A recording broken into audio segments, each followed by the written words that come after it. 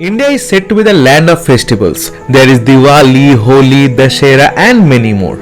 And the beauty of these festivals is that they at least come once every year. Now one quick question for you guys. Can you name a festival which only comes once in everyone's life? You got that right. Under normal circumstances, you marry only once. And the answer is the biggest festival that happens only once in your lifetime is your wedding. Now let us talk about numbers. On an average, India celebrates almost 15 million weddings per year. And again, on an average, people spend almost approximately 10 to 30 lakhs rupees on their weddings. Breaking it further, 10 to 20% of this total money spent on a wedding is actually spent on the apparels, that is the clothing. On another note, Indian fashion industry was observing a huge Western touch in the early 2000s. Every single Indian clothing industry were focusing on jeans and other Western wears. But a young boy from Kolkata was playing an entirely different game. He found that there was a huge gap in the Indian ethnic wear market segment and he can easily play on that. So with just a seed capital of rupees 10,000, that young boy named Ravi started Manyavar, the house of Indian ethnic wear, in the year 1999 at the age of just 22. Hi everyone, I am Savik Mohanta and today we will discuss about the entire life cycle of Manyavar, how it was born and how it is evolving itself continuously to sustain in the Indian ethnic wear market. Now talking about Ravi's early life, he used to work in his family garment shop which was located in Kolkata's Shakespeare Saroni. He graduated from St. Xavier's College with a degree in commerce and soon after graduating he found that there was an empty space in the entire Indian ethnic wear market. He told Forbes, "I saw it like an opportunity of a lifetime, not only to build a business but also to change men's fashion in the country." Now let us look into the initial years of Manyavar. Ravi started off selling their wedding collection through larger retailers such as Pantaloons, West Side and Shoppers Stop in the initial years under the name of Vedanta Fashions Limited.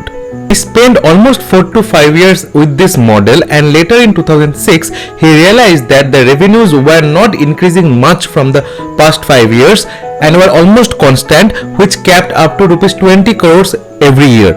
Henceforth, Ravi Modi decided to change their business strategy and expand further.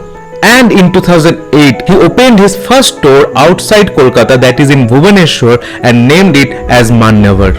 And then he became unstoppable.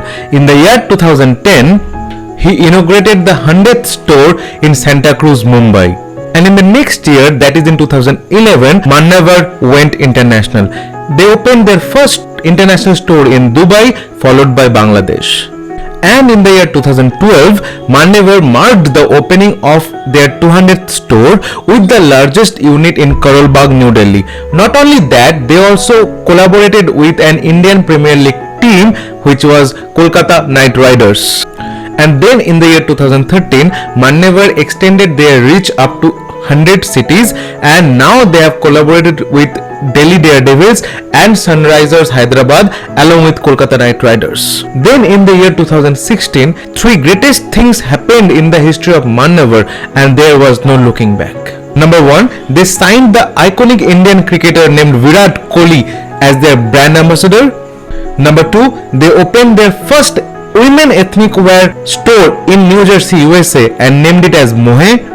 And number 3, the most important one, they started following FOFO, that is FO model. To understand the FOFO model, we need to understand two more types of model, which are the COCO model, that is COCO model, and the FOCO model, that is the FOCO model. Now let us talk about the first model, that is the COCO model. Here COCO stands for company owned, company operated. So in this model, each and every step starting from designing of the product to the sale of the product to its customer, all these steps are dependent on the company itself. And in the initial years, Manyavar followed the COCO model only. But later, Manyavar started opting FOCO model, which stands for franchisee owned, company operated. In this model, the franchisee owner will give a handsome amount to the company and in return the company will do all the operations by itself. However, this model also did not suit Ravi Modi, as he felt that they need to do all the things by themselves only. Ravi believed that there is a huge potential in Manyavar, but if they continue focusing on the FOCO model, then they may not be able to explore the complete potential of Manyavar. Hence, they switched from FOCO model to FOFO model. In FOFO model, FOFO stands for franchisee owned and franchisee operated. As the name suggests, in this kind of model, the franchisee owner does all the job and the company owner can sit back and relax. But this was not true for Manyavar, as Manyavar kept three processes solely to themselves, which include product designing, product marketing, and the entire supply chain or logistic procedures. However, there are few negative points associated with this model also. And the one topping the list is that this model can spoil the brand image easily.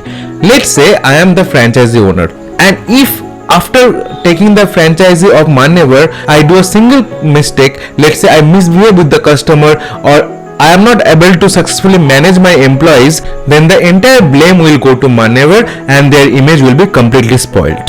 Now let us talk about the marketing strategies of Manyavar. As it is always said that to win your customers, you must play a psychological game, and Manyavar did actually that. During the initial years of the Manyavar, they used to broadcast their ads in theaters just before the commencement of the films.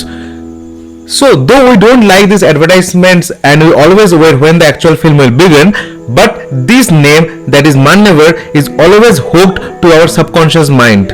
In India, a wedding is simply not a wedding. Wedding is an emotion.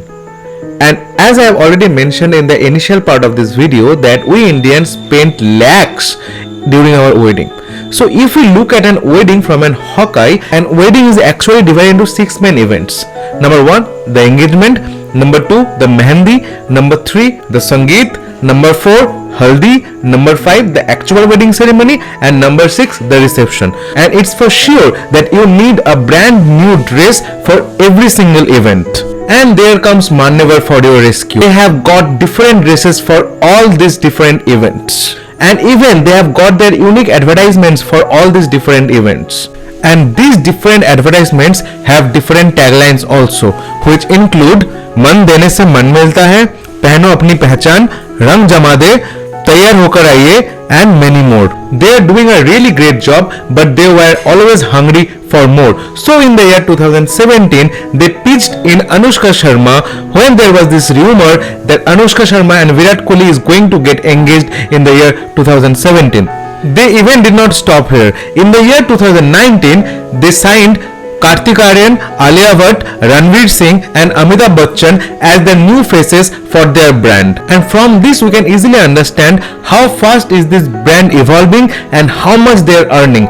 Because hiring this many high profile celebrities at the same time is not a cakewalk.